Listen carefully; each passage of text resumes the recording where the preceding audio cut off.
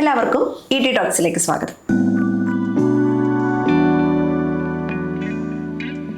20 വർഷത്തെ പ്രവാസം, കോടികൾ സമ്പാദിച്ച് വീട്ടിലേക്ക് അയക്കുന്നു, മക്കളെ പഠിപ്പിക്കുന്നു, സഹോദരങ്ങളുടെ വിവാഹം നടത്തുന്നു, വലിയൊരു വീട് വെക്കുന്നു. പിന്നീട് 55 വയസ്സ് കഴിഞ്ഞ് വിസ ക്യാൻസലായി നാട്ടിലേക്ക് തിരിച്ചു വരുമ്പോൾ സ്വന്തം ആവശ്യത്തിന് വേണ്ടി, അതായത് ഒരു മരുന്ന് വാങ്ങാൻ വേണ്ടി മക്കളെ ആശ്രയിക്കേണ്ടി വരുന്ന പ്രവാസികൾ. ഇതൊരു സിനിമാ കഥയല്ല. നമ്മുടെ ചുറ്റുമുള്ള മലയാളി പ്രവാസികളുടെ അവസ്ഥ ഇത് തന്നെയാണ്. പണം സമ്പാദിക്കുന്നതിനേക്കാൾ പ്രധാനമാണ് അത് സംരക്ഷിക്കുക എന്നത്. ഇന്ന് ET ടോക്സിൽ നമ്മൾ ചർച്ച ചെയ്യുന്നത് ഈ വിഷയമാണ്. ചെറുപ്പം തൊട്ട് കേൾക്കുന്ന ഒരു കാര്യമാണ്, കുറച്ച് പൈസയൊക്കെ വന്നു കഴിഞ്ഞാൽ ഭൂമി വാങ്ങാം, ഭൂമി ഒരിക്കലും ചതിക്കില്ല എന്ന് പറയുന്ന ഒരു കാര്യം. എന്നാൽ മ്യൂച്വൽ ഫണ്ട് എന്ന് പറയുമ്പം ആളുകൾക്ക് ഭയങ്കര പേടിയാണ് താനും. എന്തുകൊണ്ടാണ് ഇതിന്റെ വ്യത്യാസം എന്ന് പറയാമോ? നമ്മൾ നേരത്തെ പറഞ്ഞ ഈ പ്രവാസികളില്ലേ, എല്ലാ പ്രവാസികളില്ല, പക്ഷെ ഭൂരിഭാഗം പ്രവാസികളും അവർ ഈ രീതിയിൽ പ്രതിസന്ധി നേരിടുന്നുണ്ട്. നമുക്ക് ചില സാധനങ്ങൾ കാണുമ്പോഴാണ് വിശ്വാസമുള്ളത്, കാണാത്തപ്പോൾ വിശ്വാസം ഉണ്ടാവില്ല, അല്ലെങ്കിൽ വിശ്വാസക്കുറവുണ്ട്. ഇടയ്ക്കിടയ്ക്ക് നമ്മുടെ മനസ്സിങ്ങനെ ചോദ്യം ചെയ്യും, അതുണ്ടോ ഉണ്ടോ എന്ന് ചോദിക്കും. ഈ ഭൂമിക്കുള്ള പ്രത്യേകത എന്താണ്? ഭൂമിക്കുള്ള പ്രത്യേകത അല്ലെങ്കിൽ വീടിനുള്ള പ്രത്യേകത എന്താ വെച്ചാൽ നമുക്ക് കാണാവുന്നതാണ്. ഒരു അപ്പിന ഫീലിംഗ് ഉണ്ടാവും, എൻ്റേതാണ് എന്നുള്ള ഫീലിംഗ് ഉണ്ടായിരിക്കും. അതുകൊണ്ട് നമ്മൾ എപ്പോൾ എന്ത് ചെയ്യും, അതിനെ നമുക്ക് കാണാം, തൊടാം, ആ സാധനത്തിന് നമുക്ക് ഫീൽ ചെയ്യാം. ആക്ച്വലി അങ്ങനെ വരുമ്പോൾ നമുക്ക് കുറച്ചും കൂടി വിശ്വാസം ഉണ്ടായിരിക്കും. അപ്പോൾ ആ ഒരു എൻ്റേത് എന്ന് പറയുന്ന വിശ്വാസം കൂടുതലുള്ള ഒരു സംഗതിയാണ് ഭൂമി, വീട്, അങ്ങനെയുള്ള സ്വർണം, അങ്ങനെയുള്ള സാധനങ്ങളൊക്കെ. സ്വാഭാവികമായിട്ടും ഈ സ്റ്റോക്ക് മാർക്കറ്റ്, മ്യൂച്വൽ ഫണ്ട് പോലുള്ള തലവേദനകൾ തലവെച്ച് കൊടുക്കാൻ താല്പര്യമില്ലാത്ത പ്രവാസികൾ തീർച്ചയായിട്ടും എന്ത് ചെയ്യും, ഈ ഭൂമിയിൽ പോയിട്ട് നിക്ഷേപിക്കും. അതൊരു മോശം തീരുമാനമൊന്നുമല്ല.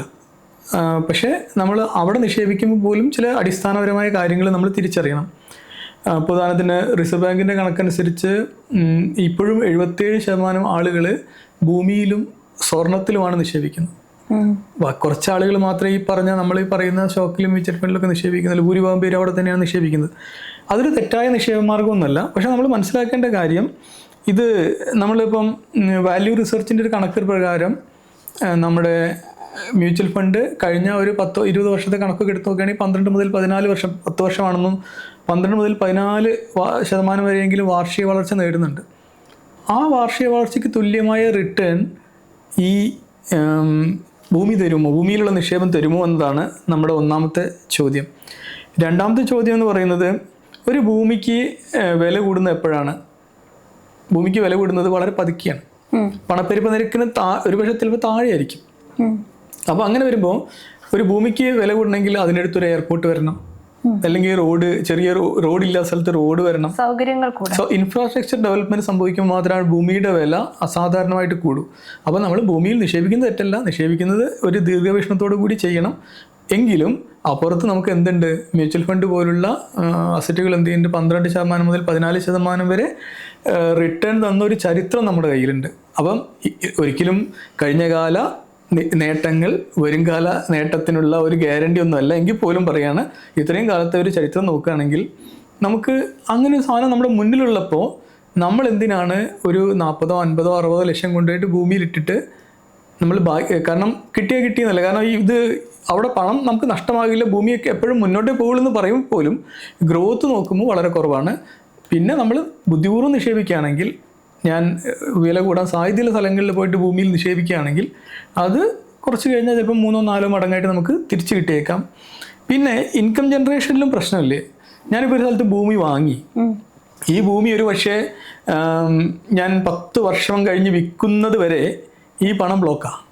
അതെ, വിറ്റ് കഴിഞ്ഞാൽ മാത്രമേ അതിൻ്റെ പ്രോഫിറ്റ് നമുക്ക് കിട്ടുള്ളൂ. പക്ഷെ മ്യൂച്വൽ ഫണ്ട് അങ്ങനെയല്ലല്ലോ. അല്ലെങ്കിൽ അവിടെ നമുക്ക് എന്ത് ചെയ്യാം, പ്രോഫിറ്റ് എപ്പോൾ വേണമെങ്കിൽ എടുക്കാം. അത് മാത്രമല്ല, അതവിടെ കിടന്നിട്ട് 10-20 വർഷം കഴിഞ്ഞ് വളർന്നു കഴിഞ്ഞാൽ നമുക്ക് SWP പോലുള്ള മാർഗ്ഗങ്ങളിലൂടെ തിരിച്ചെടുക്കാനും തുടങ്ങാം. പക്ഷേ ഭൂമിയിൽ നമുക്ക് വിറ്റ് പ്രോഫിറ്റ് എടുക്കാം. ഈ ഒരു പ്രോസസ്സ് മാത്രമേ ഉള്ളൂ. അപ്പോൾ നമ്മളതിന് വർഷങ്ങളോളം കാത്തിരിക്കണം. മ്യൂച്വൽ ഫണ്ടിൽ നമുക്ക് എന്ത് ചെയ്യാം, ചെറിയ അല്ലെങ്കിൽ മ്യൂച്വൽ ഫണ്ട് വരെ എപ്പോഴും നമ്മളൊരു മോഡലായിട്ട് പറയുന്നു എന്നുള്ളൂ. അങ്ങനെയുള്ള ബദൽ നിക്ഷേപങ്ങളാണെങ്കിൽ നമുക്ക് എന്ത് ചെയ്യാം, ചെറിയ എമൗണ്ട് ഒക്കെ ഇടാം. പക്ഷെ നമുക്ക് പോയിട്ട് 5000 രൂപയ്ക്ക് പോയിട്ടൊരു ഭൂമി വാങ്ങാൻ പറ്റില്ല. ഭൂമി വാങ്ങണമെങ്കിൽ നമുക്ക് ഭൂമി മിനിമം ഒരു 3 സെൻറ്റ് സ്ഥലമോ 4 സെൻറ്റ് സ്ഥലമൊക്കെ വാങ്ങുകയാണെങ്കിൽ അതിന് പണം നമ്മുടെ കയ്യിൽ വേണം. അപ്പോൾ അത്രയും പണം നിക്ഷേപിച്ചിട്ട് നമുക്ക് എത്ര നേട്ടം കിട്ടുന്നു, ഈ ഒരു ചോദ്യം മാത്രമേ ഉള്ളൂ. ഒരിക്കലും ഭൂമി വാങ്ങുന്നത് തെറ്റാണെന്ന് നമ്മൾ പറഞ്ഞിട്ടില്ല. നമ്മൾ പറഞ്ഞിരിക്കുന്നത് ആ ഒരു സംഗതിയിൽ ചില റിസർച്ച് നടത്തി നോക്കുമ്പോൾ നമുക്ക് എത്രമാത്രം കിട്ടുമെന്ന് കൂടി നോക്കണം. ചിലപ്പോൾ നല്ല സ്ഥലത്ത് പോയി ഭൂമി വാങ്ങിയാൽ നല്ല പൈസ കിട്ടിയേക്കാം, പക്ഷെ എവിടെയും പോയി പെട്ടുപോകരുത്. അതുപോലെ നമ്മൾ കണ്ടുവരുന്ന ഒരു കാര്യമാണ്, പുറത്തൊക്കെ പോയി കയ്യിൽ കുറച്ച് പൈസ ആയി കഴിഞ്ഞിട്ടുണ്ടെങ്കിൽ കൊച്ചിയിലോ അല്ലെങ്കിൽ അതുപോലെയുള്ള ടൗൺ ഏരിയകളിൽ പോയിട്ട് ഫ്ലാറ്റ് വാങ്ങുക. എന്നിപ്പോ അത് എന്തിനാന്ന് ചോദിച്ചാൽ അവർ പറയുന്ന മറുപടി അത് വാടകയ്ക്ക് കൊടുത്താൽ നമുക്ക് അതിൽ നിന്നൊരു ഇൻകം കിട്ടും എന്നുള്ളതാണ്. അങ്ങനെ ചെയ്യുന്നതാണോ നല്ലത്, അതോ നഗരത്തിൽ നിന്നൊക്കെ കുറച്ച് മാറി കുറച്ച് ഭൂമി വാങ്ങിയിടുന്നതാണോ നല്ലത്? നമ്മൾ ആദ്യത്തെ പോയിന്റ് എടുത്ത് നോക്കുക. ഞാൻ ഗൾഫിലൊക്കെ ജോലി ചെയ്ത് എൻ്റെ കയ്യിൽ ഒരു 60-80 ലക്ഷം രൂപ ഞാൻ സമാഹരിച്ചു. കൊച്ചിയിൽ വന്നിട്ടൊരു ഫ്ലാറ്റ് വാങ്ങാൻ തിരിച്ചു. അങ്ങനെ ഫ്ലാറ്റ് വാങ്ങിയാൽ അതിലെനിക്ക് കിട്ടാൻ സാധ്യതയുള്ള, അല്ലെങ്കിൽ 60 ലക്ഷത്തിൻ്റെ ഫ്ലാറ്റ് വാങ്ങിയാൽ അല്ലെങ്കിൽ 80 ലക്ഷത്തിൻ്റെ ഫ്ലാറ്റ് വാങ്ങിയാൽ എനിക്ക് കിട്ടാൻ സാധ്യതയുള്ള പരമാവധി വാടക എന്ന് പറയുന്നത് ഒരു 20-25 ഇടയിലൊക്കെ ആയിരിക്കും വാടക കിട്ടുക. നമ്മളതൊരു എളുപ്പത്തിന് കണക്ക് കൂട്ടാൻ വേണ്ടി 18,000 രൂപയാണ് വാടക കിട്ടുന്നത് കരുതുക. അപ്പോൾ എനിക്ക് ഒരു കൊല്ലം കിട്ടുന്ന വാടക എത്രയായിരിക്കും? ഏകദേശം 2.16 ലക്ഷമായിരിക്കും. എന്ന് വെച്ചാൽ ഞാൻ ഇത്രയും പണം ഇറക്കിയിട്ട് എനിക്ക് അതിൻ്റെ 2.7% മാത്രമാണ് റിട്ടേൺ ആവുന്നത്. അത് ഒരു നഷ്ടക്കണക്കല്ലേ? അത്രയും പണം നിക്ഷേപിച്ചിട്ട് എനിക്ക് റിട്ടേൺ വരുന്നത് ഇത്രയാണ്. പിന്നെ ഈ നൈറ്റ് ഫ്രാങ്ക് പോലുള്ള ഏജൻസികളുടെ പഠനം അനുസരിച്ച് ഇന്ത്യയിൽ ഈ ഇത്തരം നിക്ഷേപങ്ങളിൽ നമ്മുടെ റിട്ടേൺ എന്ന് പറയുന്നത് 2-3.5% ഇടയിൽ മാത്രമാണ്. ഇത്തരം കെട്ടിടങ്ങളിൽ നിക്ഷേപിച്ചു കഴിഞ്ഞാൽ ബാങ്ക് എഫ്ഡി ഇട്ട് കഴിഞ്ഞാൽ തന്നെ 6.5-7 കിട്ടുന്ന കാലത്ത് ഈ നിക്ഷേപം ബുദ്ധിപരമാണോ, അല്ലെങ്കിൽ ഒരു ഫ്ലാറ്റ് വാങ്ങുന്നത് ബുദ്ധിപരമാണോ എന്നതാണ് നമ്മൾ നോക്കേണ്ട ഒരു ചോദ്യം. അതേ സമയത്ത് നമുക്ക് ഫ്ലാറ്റിന് ഭൂമി വളരെ കുറവായിരിക്കും. കെട്ടിടത്തിനാണെങ്കിൽ 10-15 വർഷം കഴിയുമ്പോൾ ഡിപ്രീസിയേഷൻ സംഭവിക്കാൻ തുടങ്ങും. അപ്പോൾ അതിന് മൂല്യത്തിൽ താഴ്ച വരാൻ തുടങ്ങുമ്പോൾ സ്വാഭാവികമായിട്ടും പുതിയ പുതിയ കെട്ടിടങ്ങൾ വരുമ്പോൾ ഇതിന് ഡിമാൻഡ് കുറയാനും തുടങ്ങും. അപ്പോൾ നമുക്ക് ഇത് കുറേ 10 വർഷം വെച്ചിട്ട് നമുക്ക് കുറേം കൂടി കൊയ്തെടുക്കാമെന്ന് വിചാരിച്ചാൽ അതിനുള്ള ഒരു സാധ്യതയും കുറവാണ്. കാരണം അപ്പുറത്ത് ഡിപ്രീസിയേഷൻ നടക്കുന്നുണ്ട്, ഭൂമിക്ക് ആനുപാതികമായ മെച്ചമേ കിട്ടുള്ളൂ.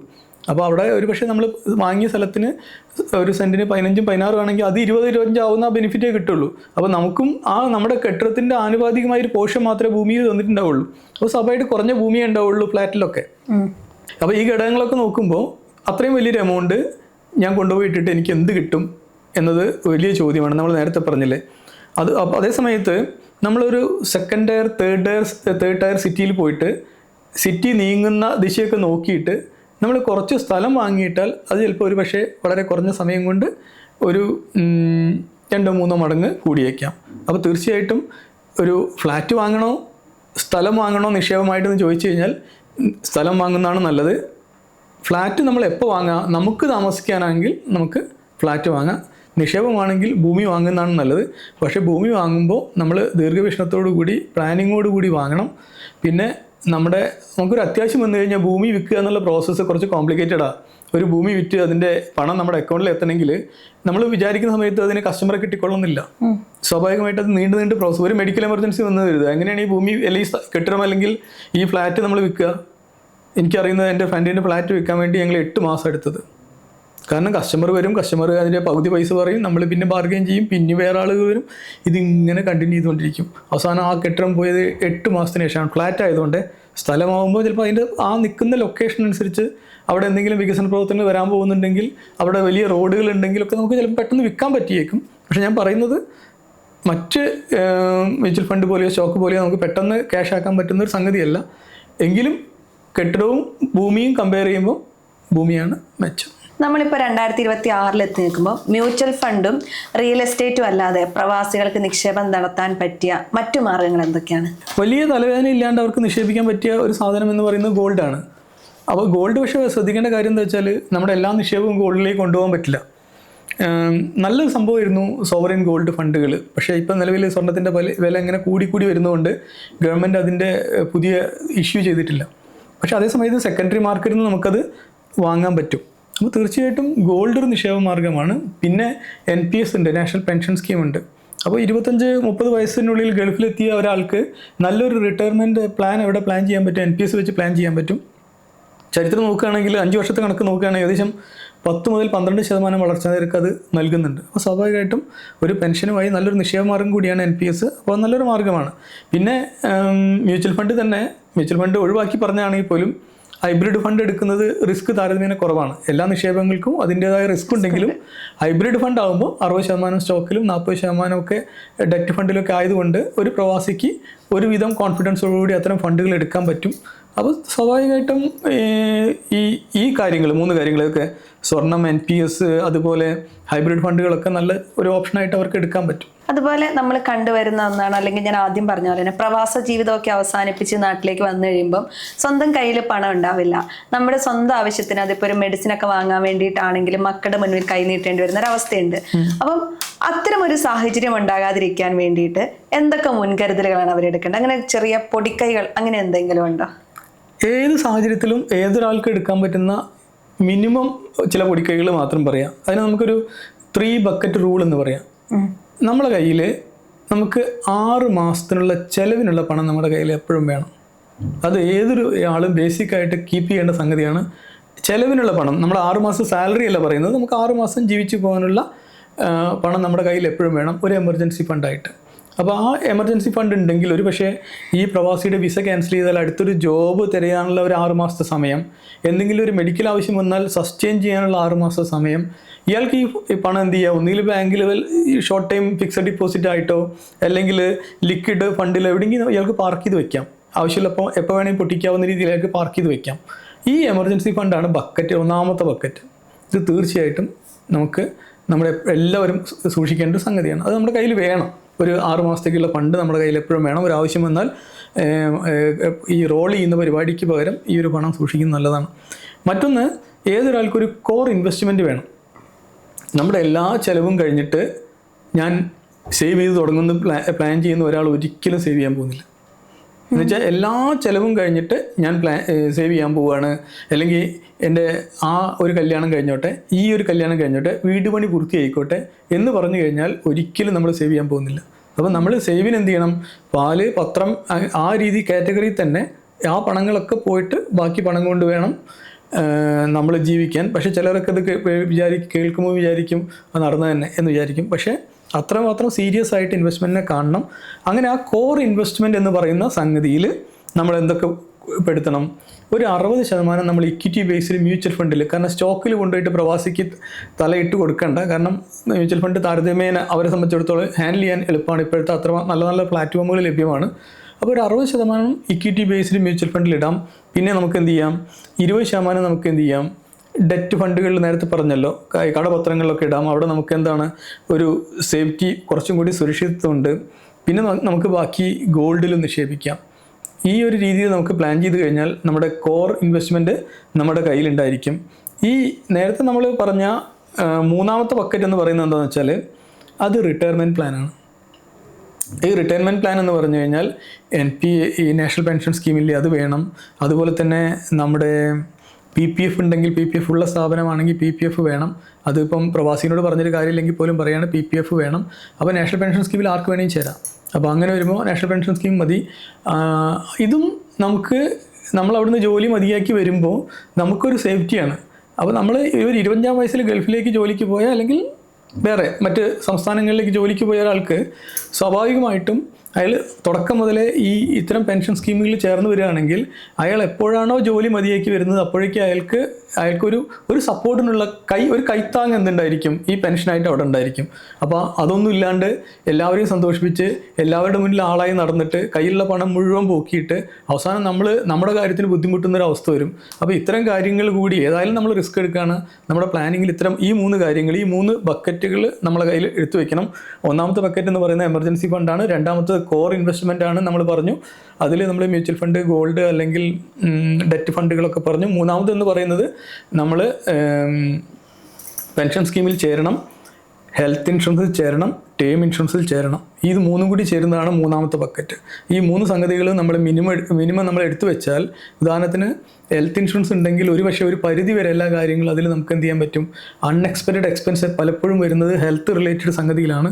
അപ്പോൾ ഹെൽത്ത് ഇൻഷുറൻസ് ഉണ്ടെങ്കിൽ നമുക്കത് ഒരു പരിധി വരെ നമുക്ക് കവർ ചെയ്യാൻ പറ്റും. ടേം എന്ന് പറയുന്നത് നമ്മളെ വിശ്വസിച്ചൊരു ഫാമിലി നമ്മുടെ കൂടെ ഉണ്ട്. ആ ഫാമിലിക്ക് ഈ ടേം ഇൻഷുറൻസ് എപ്പോഴും വളരെ അവർക്കൊരു സേഫ്റ്റിയാണ് നൽകുന്നത്. കാരണം നമുക്കും ആശങ്കപ്പെടേണ്ട കാര്യമില്ല.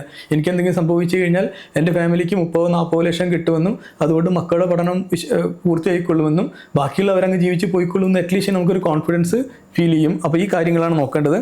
പിന്നെ ഈ കോമ്പൗണ്ടിങ് എന്ന് പറയുന്നത് ഐൻസ്റ്റീൻ ഒരു തവണ പറഞ്ഞിട്ടുണ്ട്, ലോകത്തെ 8ാമത്തെ അത്ഭുതം എന്ന് പറയുന്നത് കൂട്ടുപലിശയാണ്.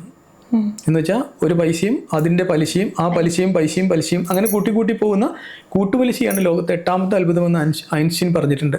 അപ്പോൾ നമ്മൾ ആ ഒരു കൂട്ടുപലിശയുടെ മെച്ചം കൊണ്ട് നമുക്ക് നമ്മുടെ സമ്പാദ്യത്തെ അതിവേഗം വളർത്താൻ സാധിക്കും. ഒരു പ്രവാസിക്ക് മിനിമം 1 ലക്ഷം സാലറിയുള്ള പ്രവാസിക്ക് മിനിമം ഒരു 20,000 രൂപയെങ്കിലും നിക്ഷേപിക്കാൻ അയാൾ തയ്യാറായി കഴിഞ്ഞാൽ അയാളുടെ ജീവിതം ഒരു പരിധിവരെ, അയാളുടെ അവസാന കാലം ഒരു പരിധിവരെ സേഫായിരിക്കും. അപ്പോൾ നമ്മളിവിടെ പറഞ്ഞു വരുന്നത് പണം ഉണ്ടാക്കാൻ കഴിവ് വേണം. പക്ഷേ അതേ സമയത്ത് അത് നിലനിർത്താൻ അതിനേക്കാളും വേണ്ട എന്ത് വേണം? ബുദ്ധി വേണം. അപ്പം പണം ഉണ്ടാക്കാനുള്ള കഴിവുണ്ടായിട്ട് മാത്രം കാര്യമില്ല, ഉണ്ടാക്കിയ പണത്തെ നിലനിർത്താനുള്ള ബുദ്ധിയും ആർക്ക് വേണം? ഒരു പ്രവാസിക്കായാലും ആർക്കായാലും വേണം. അപ്പം നമ്മുടെ ചർച്ചയിൽ അടിസ്ഥാന കാര്യം എന്ന് പറയുന്നതാണ് പണം ഉണ്ടാക്കാൻ അറിഞ്ഞാൽ മാത്രം പോരാ, അത് നിലനിർത്തി കൊണ്ടുപോകാനുള്ള ഒരു കഴിവ് കൂടി വേണം. പണം സമ്പാദിക്കുന്നതിനേക്കാൾ പ്രധാനമാണ് പണം സംരക്ഷിക്കുക എന്ന് പറയുന്നത്. ഒരു പ്രവാസി തൻ്റെ പ്രവാസ ജീവിതമൊക്കെ അവസാനിപ്പിച്ച് വരുമ്പോൾ ചില കാര്യങ്ങൾ ശ്രദ്ധിക്കണം. അതായത് ഒരു ഇൻവെസ്റ്റ്മെന്റ് ഉണ്ടാവണം. അതിപ്പം ഭൂമിയിലാവാം, ഗോൾഡിലാവാം, മ്യൂച്വൽ ഫണ്ടിലാവാം. ഏതാണ് നമ്മൾക്ക് അനുയോജ്യമെന്ന് നോക്കി നമ്മൾ തിരഞ്ഞെടുക്കുക എന്നതാണ് പ്രധാനപ്പെട്ട കാര്യം. അതുപോലെ തന്നെ ഇൻഷുറൻസ് ഒക്കെ എടുക്കുന്നതും കുടുംബത്തിനും സ്വയരക്ഷയ്ക്കും ഒക്കെ ഏറ്റവും പ്രധാനപ്പെട്ട ഒരു കാര്യം കൂടിയാണ്. ഈ വീഡിയോ ഇഷ്ടമായെങ്കിൽ ചാനൽ ലൈക്ക് ചെയ്യാനും ഷെയർ ചെയ്യാനും സബ്സ്ക്രൈബ് ചെയ്യാനും മറക്കരുത്.